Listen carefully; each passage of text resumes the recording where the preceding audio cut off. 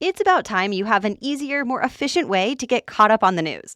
The Newsworthy breaks down the day's top stories in less than 15 minutes and gives you some lighter conversation starters along the way. Search The Newsworthy wherever you're listening now and follow or subscribe to The Newsworthy today. Tecovas is the go-to for premium, handcrafted Western boots. Stop by any store location for a warm welcome, a cold drink in hand, and a truly one-of-a-kind shopping experience. Let our friendly staff help you find your new go-to boots, whether your first pair or your 50th. Finish things off with a complimentary boot brand to make them extra special. Come for the boots, stay for the good times. Tecovas, forever West.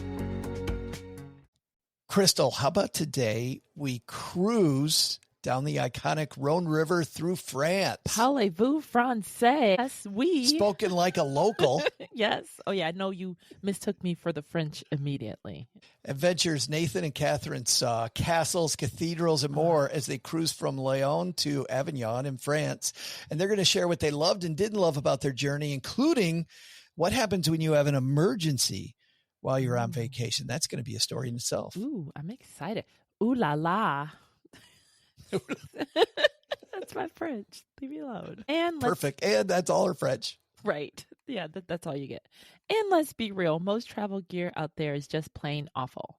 That's why we share our gear of the day at the end of each episode. So these are pieces that we've actually tested ourselves, or they actually come recommended from our fellow adventurers. So these are not just some random things you saw in a sketchy Facebook ad. So if you want tried and true gear that saves you money, makes your trip smoother, and helps you adventure smarter, check out our page at stackingadventures.com/gear of the day or GOTD.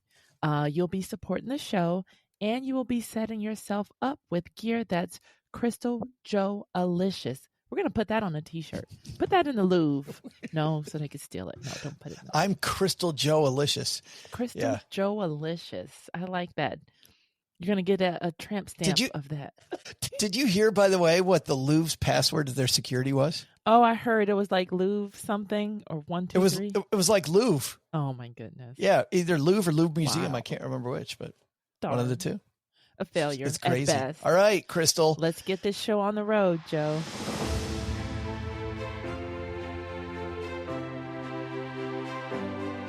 Ready for adventure? From vacation to staycation, and from the mountains to the beach. This is the Stacking Adventures podcast.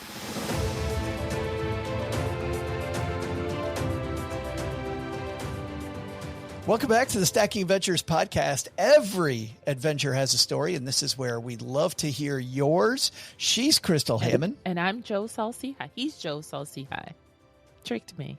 And we're so happy that you're here with us. And for the next 45 minutes, we're going to be talking to a couple adventures, Crystal, who had, well, it was part of a larger adventure. They actually went to Europe for a while, but as part of the adventure, they cruised down the Rhône River. I don't think you have not been outside of Paris in France, have you? No, not outside of Paris. Nope. So this will be perfect. Yeah. This will be like your preview. I already want to go. Like, I am ready today to go. Like, I don't even need to pack. I'm ready. Well, let's go today as we meet our adventurers from Portland, Oregon today by way of France on this tour. Nathan and Kathrin are with us. How are you guys? Great. Thanks for having us. Yeah. Hello, guys. Hi, Crystal. Hi, Joe. Hello. I'm super happy that you're here. It was wonderful. I got to, Crystal, have dinner with these two lovely people. They hosted Cheryl and I and our friends as part of our adventure around Oregon. And they also, look what I got right in front of me, guys. What is it? I don't. Well, they have this beautiful cookware company, doTERRA Cookware, which is just incredible. It is Who has amazing. It? See, I got the brochure and everything. But not the cookware, or you have to explain. Do you guys want to explain what you do? Well, that's one of the things that actually came a little bit from some of our travels a long time ago. So when we were traveling in Italy, because I have family there with our children who are 6 and 10 at the time, we spent some time there, and we discovered some ceramic nonstick that was healthier, that didn't have all the stuff that Teflon has in it, the fluorines. And so with our restaurant background and other things, we decided to design some pieces for the American market, and we've started bringing that in 2016. And that was sort of a direct consequences of the travels we've been doing, because we are entrepreneurs and we've had a couple businesses, and we really wanted one that blended our passion for healthy family, like family time, and also travel, and gave us the ability to work online so that we could travel and still check in with work sometimes. So wow. I want to ask in just a moment about family travel, but one more thing. And it's funny, as we were saying hello, I realized this was sitting in front of me. Yeah. And the reason actually had nothing to do with this today. It's because you have on the back of it a recipe that I want to make. This is for pasta Vesuvio. Whose recipe is this? Nathan, pretty much. Awesome. Well, I can't wait to make it. But let's get to this trip, guys.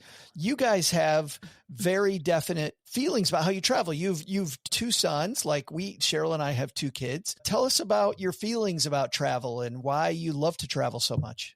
We just think travel is such a great opportunity to make the world a lot smaller. Our kids have really grown, and my older one turned out to be a history major because he got so interested in all the history that as we traveled that we learned, and so it's just been kind of fun to see the world through their eyes too, and see how it all kind of comes back around on a daily basis, even back once we're here. So yeah, we've just really enjoyed that experience for ourselves, but also seeing it through their eyes.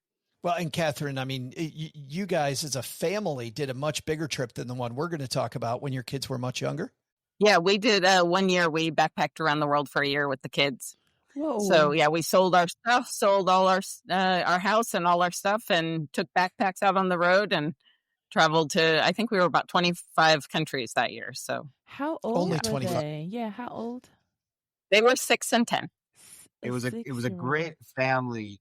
It was a great family sort of bonding. I mean, it was everything from all the planning that went in and keeping it a secret a little bit from too many people until we were ready to commit, and the garage sale where our 6-year-old sold all of his stuffed animals because we were going on a trip. So it was really fun. He didn't think you were cruel. Yeah. He knew it was because we were going on a fun trip. No, he knew. I mean, he knew that for everything he sold, that was one more day we got to do this trip. So, they were pretty aware of, the consequences. But, at the same time, there were things that we wouldn't have seen if we didn't have kids with us. As I'm focused on a Wat or a temple in Cambodia or something, he's looking at the beetle on the side of the road that's this amazing iridescent color. Kids just see things that we don't, but we don't see things that kids see. And so it was fun to see it through their eyes, for sure. Wow. Yeah. We got to have you back on for this that. particular trip, taking a boat cruise through France. How did you decide to do this one? Nathan's folks are huge Viking Cruise fans, and they've been wanting us to do it with them for a long time. But Viking is 18 and up. And for 10 years, we kept telling them we travel with our kids, So it really became when the youngest one is flown, that's when we'll go. And so a year and a half ago, we booked it knowing he'd be gone by August or September because he's off to university. So we booked it and just picked a place that we thought sounded fun, both food-wise, wine-wise, places neither of us had been before. So they've been multiple times, but this was our first cruise on Viking. You've been on other river cruises though before. First river cruise too. Oh, was it really? Okay. Done a lot of cruising, but not, this was the first river cruise, which was fun. All ocean cruise, pretty much. What is the difference? Well, let's talk about this because, thank you. You would think, when I think of cruise, I think of this big monstrosity ocean liner looking with me and 6,000 of my new friends, probably up to 20,000. So what was the river cruise like, the difference? Well, at least in Europe, the rivers are a lot, our canals are used a lot, obviously, for transport, and their systems have lock systems as the rivers go down and up so they can get cargo and, people back and forth. So they are very strict specifications, and I didn't look them up, but I would say maybe 10 meters across or 15 meters across, 15, 20 yards across is the width that fits into the canal. In fact, when you go into the locks, so when you go into the lock, literally there's an inch or two on each side of the ship. So there's no clearance. It was crazy how tight it fit. So like, oh, there's the side right there. And you go into this big like cement box. Feels like a tunnel. Yeah. And then, then they close it behind you, and then slowly the water rises and the boat goes up and you go through. So by nature, they're long and skinny, and they tend to be, ours was 175 people. Okay. I've heard of smaller and a little larger, but it's not much larger. Also, a lot of the rivers, some of the bridges are ancient. Mm-hmm. And the clearance over the river is not very high, very small. In fact, we have some fun stories about that. But there's not the ability to go high like a mega ship like they do in the ocean. Good. So it is a more intimate, by nature, a little more intimate type cruise. So. I like that. Did you get to meet any people then? I mean, you're on the 7,000 person vessel like Crystal's talking about. It's one thing, but when there's only 175 people, it seems like there might be some opportunities to get to know some of the other passengers. Yes, for sure. Yeah. You end up sitting at big tables, and then you meet the same people over and over, like during the meals. I think purposefully they have tables of 8. So you're, even though we were traveling with his folks, we'd end up sitting down with some other couples, and it was choices really fun. Whether you would or not. You weren't forced to sit with different people, but yeah, there was a lot of opportunity to meet different travelers. So where were they? That's part of the fun. Where were they from mostly? Did you notice? So Viking, I think, really markets to the North American market. Mm-hmm. And that was really unusual for us, actually, is that there were mainly Americans, and I think there were 2 Canadians. It was really surprised because all the other cruises we've done, it's a very international mix. So it was interesting that a lot of them, they're at California and East Coast. And yeah. I think it was one of the things that surprised us. It was a little, to us, a negative that we didn't have as much diversity. Yeah. And because that's a lot of what we like is experiencing, different cultures, different people. So it was a little uniform for us, but it was, everybody was very nice. Yeah, nice people. Yeah. And the staff was pretty international. There wasn't, some cruise lines you go and there's, mainly service staff from Indonesia or something, whatever. This one was pretty eclectic mix of service staff, which was fun too, though. Yeah, that was fun. Everybody was very nice. When I took the river cruise for the Christmas markets down the Danube, we were on Emerald, and we did have people, because I'm thinking as you're talking, was ours international? And then I remember the funnest people on the ship were from Newfoundland. So the Newfoundlanders were crazy. And then we sat with people from the UK. There were some people from Australia. It was all English speakers, so they must have marketed it as an English speaker cruise. But it was much more international. So that is kind of surprising. I think it's Viking specific. Yeah. Okay. Yeah. The other thing that I heard about Viking that I've wondered about, because Viking tends to market to an older crowd of people. I've heard from some people that the ships are a little sedate, meaning I don't want a party vessel. I don't need a Carnival Cruise Line. I'm 57 years old, but I also don't want to be tucking in at 8:30, right? I'm on vacation. Nathan, I've met your dad. Your dad is not the guy who goes to bed at 8:30. He doesn't strike me that way anyway. But did you find it to be a very sedate, very calm cruise, or was there a party flair? Like, tell me about that. Definitely not a party flair. I would say it's a more sedate one, just by nature of it being either, I don't know if it was Viking or maybe specific to river cruises. They don't have a big theater with, big events and, special artists that come in and get on and off the ship. I mean, there were some few, like couple musicians each night after dinner kind of thing, but they pretty much wound down by 10:30 or something. No big dance areas. Like at the bar, the dance area was like a table. It's not a tabletop. It's quite small. So not to say he was not dancing on the table. On the table. No, just I'm so disappointed. So disappointed. We did. I would say cruises seem to have a lot of their own flavor, and it's not just the size of the ship. It's, I think, the line and what they're trying to do. what their purpose tends to be. But also the nature of river cruises. Yeah, too. and I agree. The nature of river cruises is a little more sedate, a little less adventuresome. It's an adventure, and different people have different adventure levels. So I think that's it's a great way for people to experience, especially North Americans, to experience a different culture, a different area they don't know, and maybe wouldn't be comfortable tackling on their own. It is a little bit more sedate, but on the other hand, they did things like they had free walking tours for every stop with local guides. They were amazing. This is something also different, I feel, with the river cruises, is because the river cruise boat seems to basically goes back and forth on the small amount of river for a season. So they really do have a lot of relationships and know each port, even if not everybody not all the crew knows every port, but you get a lot more depth, I think, than you get with the ocean liners, who really vary their itinerary, which has its pluses and minuses. They certainly have tour guides as well, or things like that, or hire local tour guides. But this, I felt, that was one of its big highlights to me, was that aspect that we talked to like a 84-year-old woman who was a tour guide. Wow. Amazing story. She was great. Yeah. But it's a good one for its flavor, is that a little bit older, I would say, and a little more sedate, but still a nice cruise and fun to do. Are you spending a lot of time I mean, it seems to be off the boat? Well, we did, because that's usually, as we landed, we were like, let's go see the town, or whatever. So we did a lot of time off the boat when it wasn't, but the fun part about a river cruise is, as even when you're moving, you can look out and see the towns on either side, which is so different than ocean, where you don't really get to see what you're going through, so much. So it is, when I think about Viking, I also think about white glove treatment. One more thing about Viking before we start talking about the different ports that you went to is you mentioned that Viking, that the river cruise is actually a little more casual than you thought it was going to be.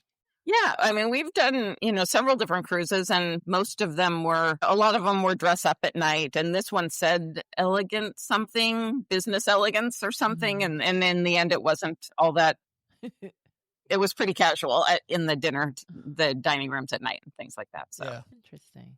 Yeah. We overpassed. You started in Lyon and you made your way to Avignon. How many different ports of call were there for the boat? It was actually the opposite. We started in Avignon and ended in Lyon. We went north. North. Okay. Yeah. But there was a couple days where we actually hit 2 ports. So yeah, it's a little hard to say. It was about, maybe I would say about 7 or 8. Yeah. Because we started in Avignon, but then the first day we actually went south to Arles, which has some ancient Roman architecture and stuff like that. And then went back up to Avignon and then continued north from there. Yeah. But the last 2 days we were actually in Lyon. The boat was docked in Lyon.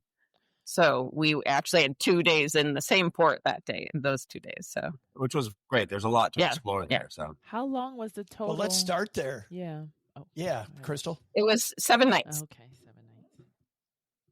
So let's start there. Let's start in Avignon, guys. Tell people that have never been to Avignon what it's like. Avignon's a really neat old walled city, and they still have the old bridge that got half destroyed, so it's still sticking out in the water there. That's from, whatever. Yeah, exactly. There's songs for the Bridge of Avignon, and that's what it's about. Yeah. There's children's songs and stuff. And then, but there's a big, huge Papal Palace there where actually the Pope, in the 1300s actually escaped Rome and moved and was actually in Avignon for a while, which I had never heard before this trip. That's right. There were 2 popes for a while. Yeah. I don't know, 100 years. Kathrin maybe looked it up, something. And they built in that small amount of time, they built huge. The smaller city became a little Rome almost, all these churches, hundreds of churches. Yeah. Beautiful. Really beautiful. Wealth and stuff moved up there. So it's very interesting. Any good restaurants we should hit while we're in Avignon, or that you hit? No, I mean, not that there were bad restaurants. We arrived late at night. We had breakfast at our hotel the next day, and then we It was got funny. on the ship. Actually, that was really a fun thing about, most of the ships that we've been on, they're like, okay, you can board the ship between 4 p.m. and 6 p.m. or something like that. And and it's like this, cattle as you go in or whatever. And this was kind of like, we showed up at noon to say, hey, can we leave our bags here? They're like, have lunch while you're here, whatever, come on in, your room's ready, so they were very kind and very accommodating. So we were able to get on the boat right away, I think. Yeah, it was more hotel-esque feeling to the check-in, whereas in ocean cruisers, it's much more a getting your identity, getting all your passport, all your stuff that gives you like a ship's card. And a lot of that's because they're international. They're going from place to place, and they're very strict on who comes on board and not, right? They don't let anybody else who's not supposed to be there. These are a little less strict. It's sort of funny because how riverboats work is when they're docked, if there's a riverboat there, they'll pull up next to it and you walk through the lobby of the other boat. One. So you get to see another one. Free, so you can go through. And so that's cute. They're a little less, I'm not saying there's not security because there is, but it's just a little bit different than ocean cruises. You can't just go on any ocean cruise and go look at what the boat's like. Right.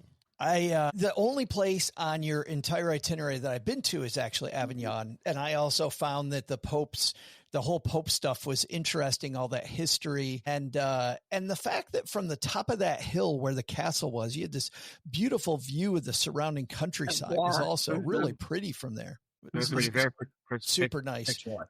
I do remember which felt kind of out of place, close to the entrance where we were going in and out of the city was an Irish bar.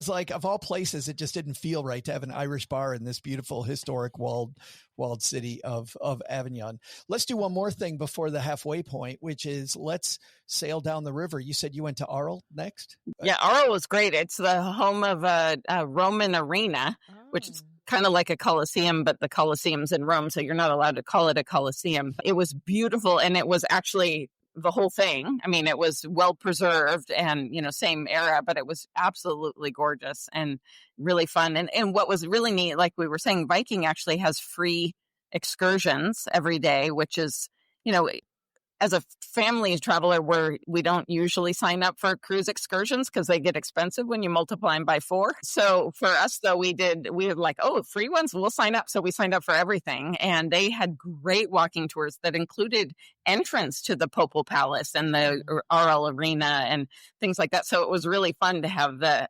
extra little excursions every day with amazing guides. So that was really fun. That's cool too, because you get to skip the lines. I mean, for us at the palace, at the Papal Palace, there was a line to get in when we were there. Right. Yeah. No, we went in the back door. Yeah, group entrance area. Yeah.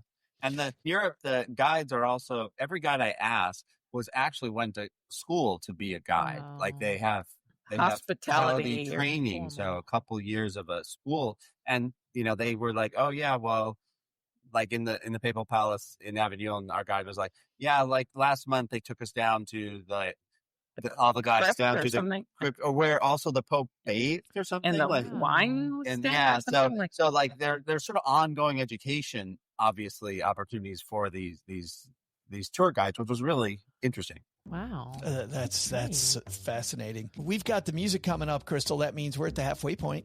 Joe. No, just kidding. We're halfway through today's show, everybody. So that's what we call our road trip pit stop. So on the pit stop, you're always dreaming about, okay, what's at the end of the adventure? Are we there yet? How cool would it be to just press fast forward and boom, we're at our destination. So our actual pit stop is a hint at our gear of the day, and you can see our past gear of the day at stackingadventures.com/GOTD. So today, Kathrin and Nathan have our hint at our gear of the day. What's our hint? Okay. We tried to stay cruise specific. Yeah, this is a very cruise specific item. And I don't even know why I wrote down some things, but this really helped us have sort of expand. It made our closet bigger. Huh. It made your closet bigger. And this is a standard cruise cabin, like a little tiny. No balconies or balconies. No balconies. balconies. And you mentioned in the prep, by the way, that like us on Emerald, the staterooms were not big. They were not big.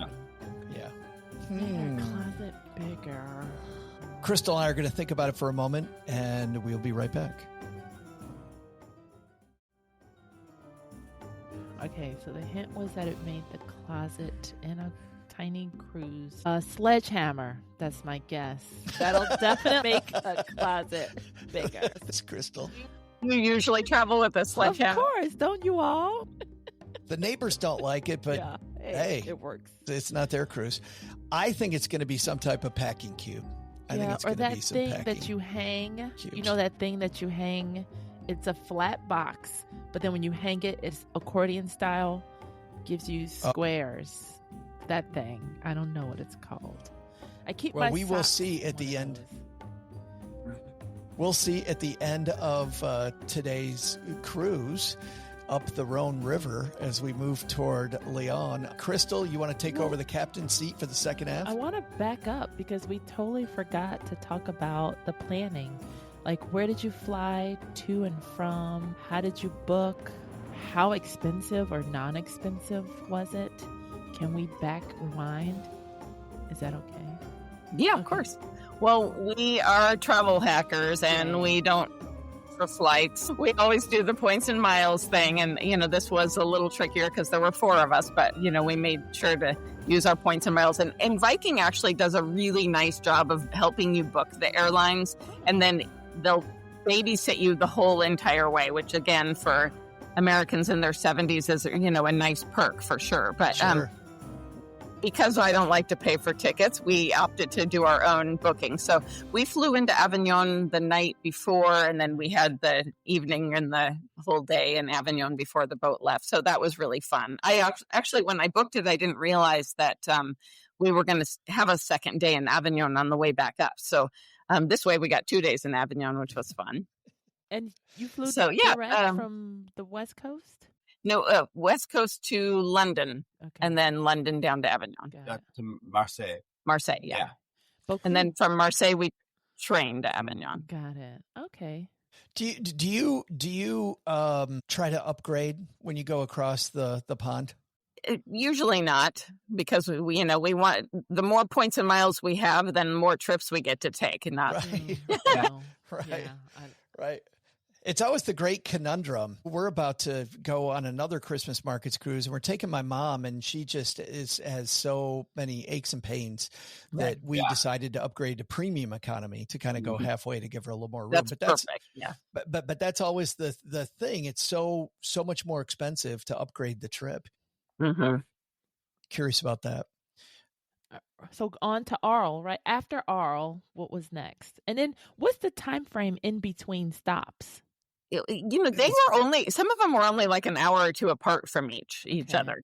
So you did actually have time on the ship. Often they'd travel in the middle of the night, but you'd have time on the ship in the afternoons if you were hitting a morning port and an afternoon port where you could, sit up on deck and watch the towns go by, which was fun. Or Nathan kind of touched on, sorry, I'm going a different direction, but he touched on the fact that we went under a lot of really low bridges, and all the railings on the top fold down because some of the bridges are so low that the railings fold down, so that if you're on top, they say you have to sit you can stay up here, but you have to sit on the ground.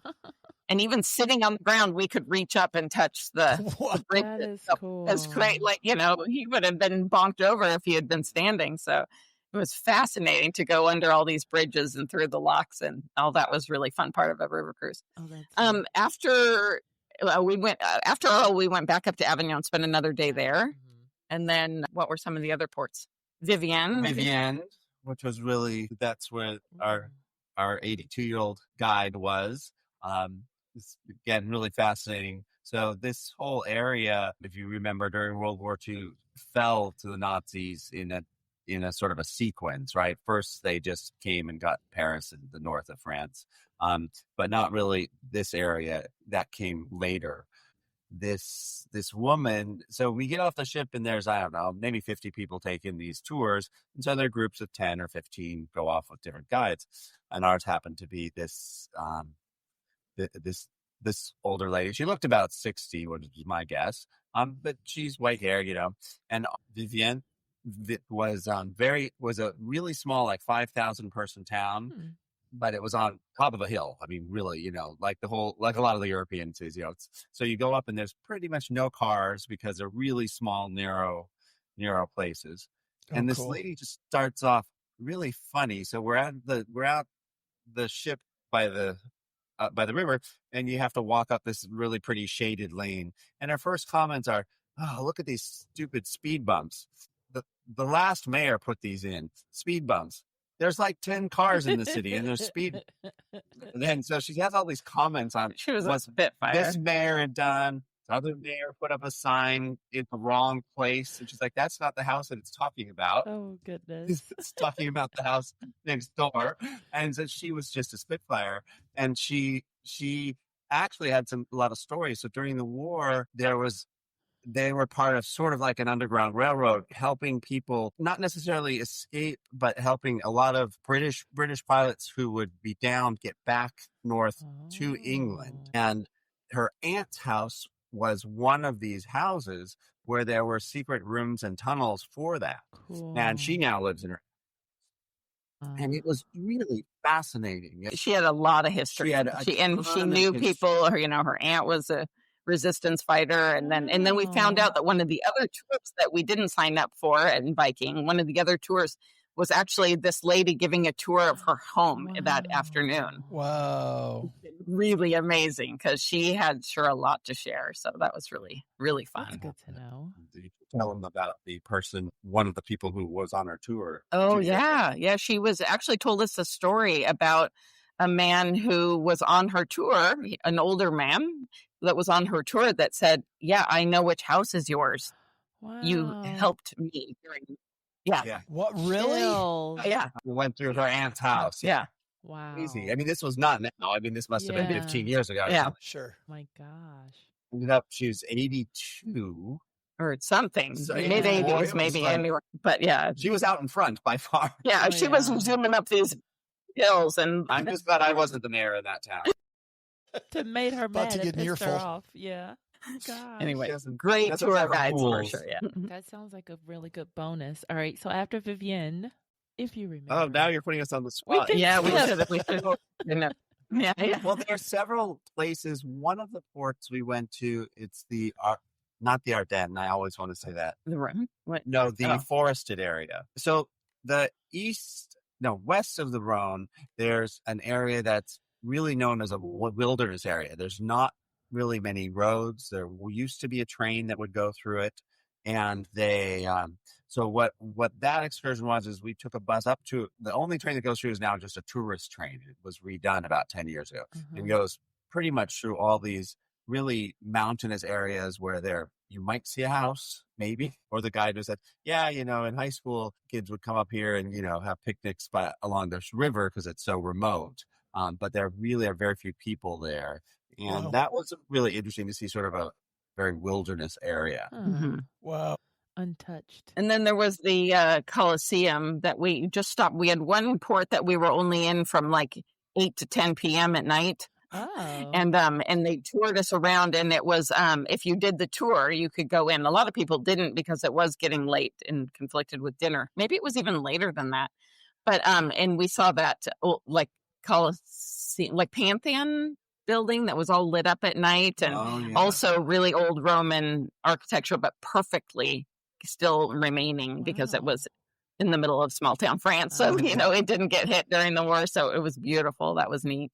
And then, like we said, the last couple of days were in Lyon. So that was nice. Great tours. Lyon's fascinating. Also had a lot of like hidden secret passageways through the town where, some of the guides claim they, snuck the resistance fighters around. And, they also had Viking had somebody come from the museum and speak on the history of Lyon and the area, which was great for one afternoon coffee kind of hour, which was fun. And so we learned a lot and spent a lot of time. Lyon was very fascinating. It's very, you don't realize it. It is sort of only an hour or two from Switzerland.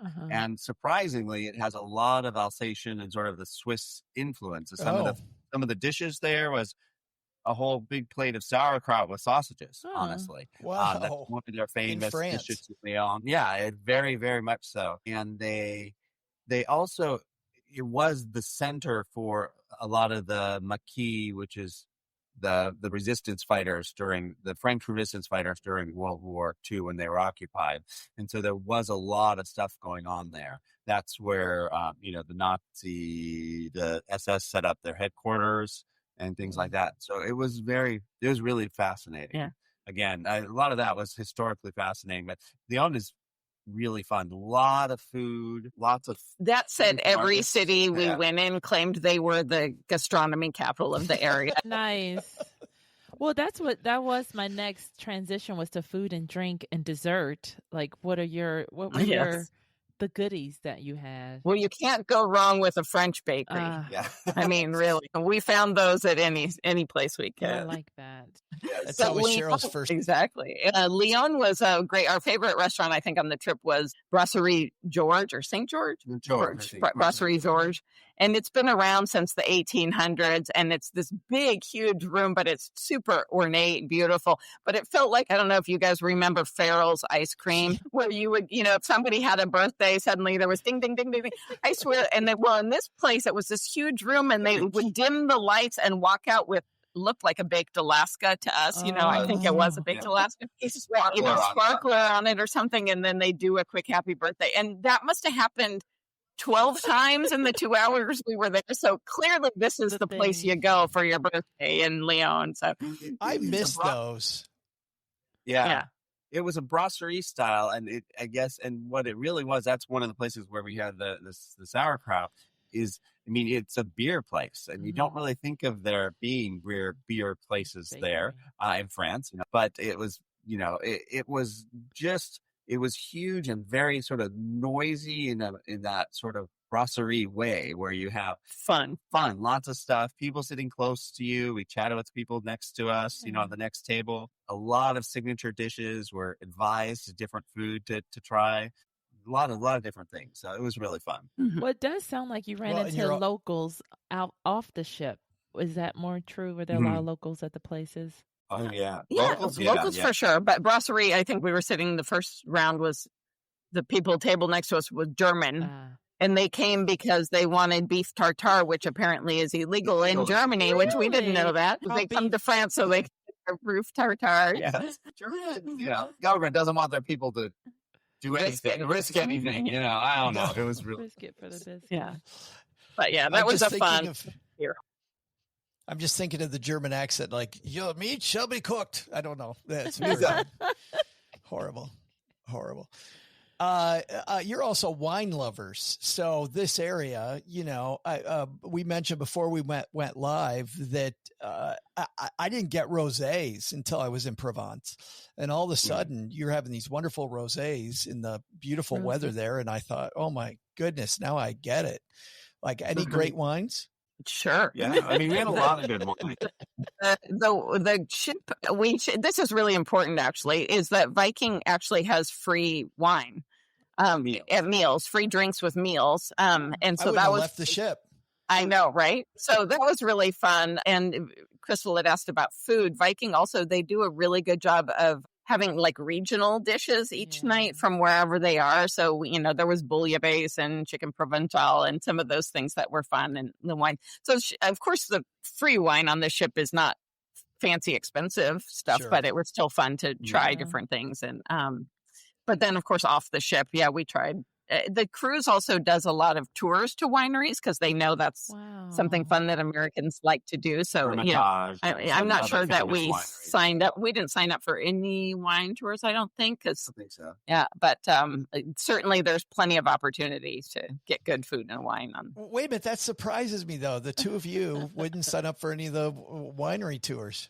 Well, you didn't want us to talk about how the second half of our trip when we were in Italy, and we actually had a lot of wine tours then. So, for future, lots of wine experience. Yeah. So, one of the things I will mention is that we do speak the language a little bit, French and Italian. So that does help. Like when we're out and about, like we were talking to people at Brasserie, some were English, like the German folks, but that English. Place, they would have spoken English. It was a touristy enough. Yeah, but some of the folks next to us didn't speak that's English. true. So having not having a little bit of the language is helpful. I mean, I'm not fluent, but I can have conversations with people at tables. So got it. That's helpful.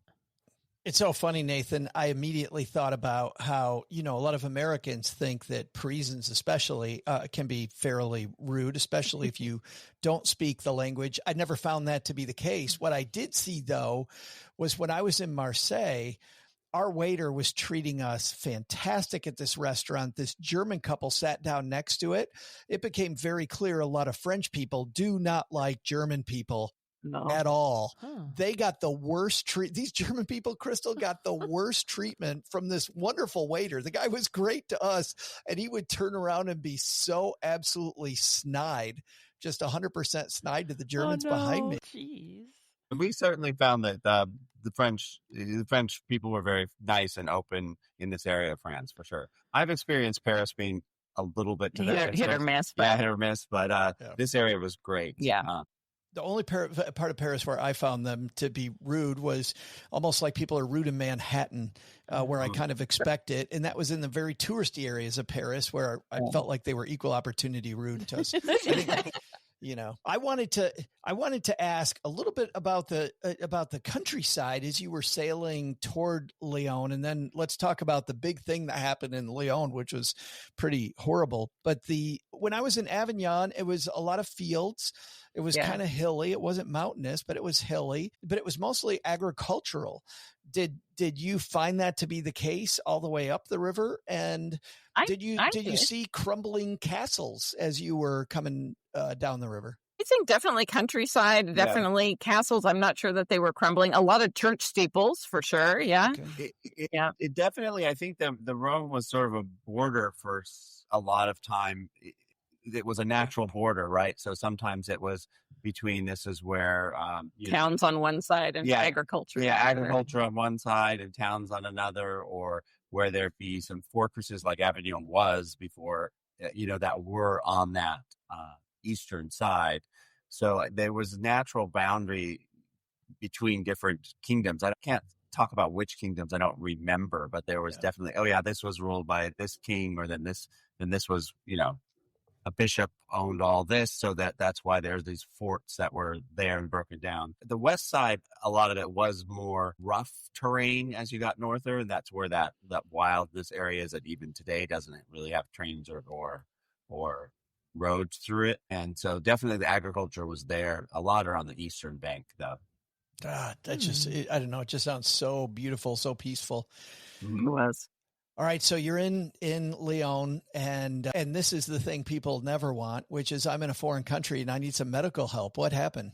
Well, my mom, who's I'm 75. I'm sorry, I'm 55. I was like, wow, good. Nathan. And my dad, of course, were with us, but my mom developed a cough, started with a cold, and it got to the point where she was coughing so badly that she was having trouble breathing and she wasn't sleeping at all. And so we tried over-the-counter things, but then when we got to Lyon, we were like, okay, she needs to go to a doctor. So the ship, showed us where the hospital was. So we went up to the hospital and had to take her to the hospital. So we sat through some, because I'm the one who speaks French, I went and sat with her, in basically an emergency room situation. And we waited for many hours and finally did get in. And with the language help, we were able to sort of tell them what we needed, and they were very thorough. Took blood samples, X-rays of her chest. Definitely diagnosed her with a lung infection. So they gave her antibiotics and started her sort of on the path to getting better, which was great. All in all, it was very thorough. We had chosen not to get supplemental insurance, which actually was okay, because all in all it was like $200 for the extra $200. Oh. And the antibiotics were $15 or something like that. So it worked out very well. It wasn't an emergency like you had to fly her somewhere. That was good. But yeah, we got her started to get on those antibiotics so that she could eventually, took a few days, get some sleep. that was good. It did put some dent in her trip, and a little bit of ours slowed us down a little bit. But, we're choosing to spend this time that we can with our parents too, while they can, and do stuff. And that's important to us too. And how much time? So that was while this was at the end? Yeah, luckily this was in Avignon, which we would, or Lyon, which we were in 2 nights there. Even though he was at the hospital till 10 o'clock at night, it was still, we were docked there overnight, so it didn't become an issue. Oh, cool. Yeah. And unlike a lot of the big ocean ships, Viking does not have any medical facilities at all, or a doctor on board or anything. But when we asked about it the night before, he's like, yeah, there's a hospital across the street. It opens at 8:30. They knew exactly the doctor's name. No, not really. Good. But, that obviously they were familiar with, how to get help in each port. So I think that goes back then, Kathrin, to what Nathan said earlier about these guys know every inch of this river because it's all they're doing. Right there. Yeah. And then the fun part is you bring home the souvenirs, tchotchkes. That's my favorite part of trips is shopping and souvenirs. Well, because we're normally backpackers, we have a limit on what we can bring back. Good. And so started a tradition with our boys that we collect things to hang on the Christmas tree. So in Japan, sometimes it was, little charms from the shrines or, whatever, or if nothing else, keychains work really well. So we have collected from a lot of different cities around the world on every trip, keychains. So we have the coolest Christmas tree, you guys. Yes. Things from all over the world, from Malaysia to Prague to Dresden. Yeah. So that's what I ended up buying. That's really, I buy postcards to send home, and then I have my keychains or something to hang on the tree. Christmas tree. So we're not big shoppers. That's awesome. What a great way to remember the area, though. Well, I would think too, Kathrin, you can get over time. You must get really picky about which ornaments going home. Oh, absolutely. Yeah. Something that we did in a town that we really liked. And, it can't just be, lavender in Avignon. It has to be lavender with a Papal Palace that we did. Yeah, it's great. We've got so every year. So we don't have to have it collecting dust, like you said, tchotchkes all year. But then every December we get them out and we talk. Oh, which ones go on the tree? That's the hard part, because we can't put everything on the tree. But at least it's not tons of boxes, Sure. It's relatively small pieces. That's a good idea. Very good idea. Yeah, not like a glass boat or whatever you brought back recently, Jeff. So, did you have a sailboat or something from your last trip that you brought back? Oh, you're going to show it to us. Oh, it is cool though. That's fancy. It is beautiful, but to your point, it took up way too much room. For all the packaging, it was crazy. Well, and we did the Christmas markets, and we're doing the Christmas markets again. We generally bring home our Christmas gifts from the Christmas markets as well, because they're so original and so different. It's like an Etsy shop in every city you go to, you know? And so we brought home that stuff. And I will say that my mom's beautiful angel, we brought her home last time, broke. It was in pieces when we got it out of the bag. Yeah. So this time we decided, instead of bringing the angel home for mom, we got to bring mom to the angel, which is what we're going to do. Perfect. She can pick her own angel. Absolutely. She can break it all on her own, Kathrin. All right. Well, that is absolutely fantastic. Thank you for sharing your journey with us. And as the music comes back up, it's time for the Gear of the Day reveal. Crystal said it was a sledgehammer. I wanna No, you had a better... In my you had a better guess. Yeah. Oh, the accordion thing. And mine was some type of packing cube. So it's time for the big reveal. Kathrin, Nathan, what's our Gear of the Day? And Kathrin discovered. Yeah, so little known fact that most cruise ships all tend to be magnetic, or they're steel. I'm sorry. The walls are all magnetic. So I don't know if you can see it, but we have a hook. It's a magnetic hook. And these little hooks actually work on every surface in your room. So you can we have a dozen of these or 20 of these that we have in a little box, and you can hang it on the walls, the ceiling or whatever. And they're strong magnets, they'll hang a jacket, no problem. Yeah. And gives you lots more space. Especially, like we said, we're used to traveling with a family, and when you get 4 people in a cabin. Yeah. Run out a closet real quick. So this kind of opens it up. And, during COVID, we did do a trip in New Zealand during COVID on a ship, and we had all our masks lined up by the front door. It gives you a lot more room to hang baseball caps and jackets. And for most of our audience, most people aren't hanging out with us live, so they're just getting the audio. That's like 2 inches, right? It's like 2 inches of little, a magnet with a little swivel hook. I mean, it's a little nothing, but it's easy to pack. Yep. Doesn't break, and is very useful if you're on a cruise in that situation. Crystal, I would have never thought of that. Me neither. In a million years. I would have never thought about it. So useful. Don't know the walls are all magnetic. You wouldn't know. I mean, but they're great. And like I said, we just have in a Ziploc bag, we have a dozen or 20 of them. And when you have a wet swimming suit or something, you can have it all over. Is it the same on the riverboats? Are they magnetic too? Yep. Mm-hmm. Kathrin did some research, and some of it is for fire safety. For fire safety. It may not be all the surfaces, but a lot of them, the door frames, many cruises, all the ceilings. Wow. It was great. I'm definitely getting those for our trip because I'm 3 weeks away from our trip. Oh yeah, definitely. I got 2 jobs. Number 1, buy those hooks. Number 2, make pasta Vesuvio. Ooh, yeah. Send me that recipe. That's super I'm all cool. set. I will. I'll take a picture. This looks free with every pan. Well, yeah, and the pans too. Send me that info. Absolutely. Yeah. Beautiful stuff. Wonderful trip. Thank you so much. By the way, let's talk about your next trip. So where are you guys headed next? We're actually going to New Orleans tomorrow to see family. Fun. So it's not for Bourbon Street, but we'll probably go get a beignet while we're there anyway. You have Cafe to. Long. Yeah. But we have a son in Houston, and so he's going to drive down, and then I have a cousin in New Orleans. So it's a quick, long weekend to visit family. Yeah. Looking forward fabulous. To sunshine. Yeah. Well, and we should, by the way, we'll link to it in the show note. Oh, yeah. What's that, Crystal? I'm sorry. Magazine Street in New Orleans. People don't know about that little fun area, too. That's like a little beautiful area. Yeah. We should, before we say goodbye, we should talk about where people can find the cookware as well. DeTerraCucina.com or Amazon. Just look up DeTerra Cucina, CUCIA. We'll link to it in the show notes as and well.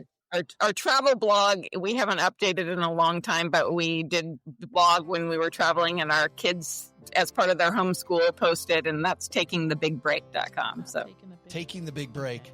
We'll link to that. We'll link to that as well. Well, you guys got to get back on it. Cheryl and I are just beginning, so we got to, trade stories back and forth. Absolutely, yes. Well, I'm sure we'll see you in another part of the world somewhere. Absolutely, guys. Wonderful. Well, thank you so much, everybody, for joining us. Super time, Crystal. I learned not just about the hooks, but I'm ready for my next river cruise. How about you? My first, yeah, definitely. In Georgetown, we have, I did the CNO, the Chesapeake in Ohio. They have the canal, so they had a free tour over the summer, and they told us and they showed us how, they fill it with water. You enter, the gates close, then it rises. The whole lock system. Yeah, and so, but they have it's a functioning one here in Georgetown. So if you guys are in the area, they have one where you can see it, and it is cool just to imagine, what did they used to ship and all the stuff and the people. Fun times. Mm-hmm. I decided, because it was vacation, Crystal, to take a nap one day while we were on our Christmas markets cruise. I wake up because I just hear a noise. I turn to the window and it's black because we're in the middle of a lock. I didn't know what the hell was going down. If the ship was going down, if all of a sudden I'm on the Titanic in the middle of the Danube. But you guys are right. The wall was right there. Yeah, it's crazy. Right there. Yeah. It was so awesome. narrow. Mm-hmm. All right, Nathan and Kathrin, thank you so much. She's Thanks Crystal. for meeting us. Pleasure meeting you too. She's Crystal. And I'm Joe. Right, I'm Joe. He's Joe. And we'll see you next time. Keep adventuring, everybody. Thanks for listening. All right, thank you. Bye.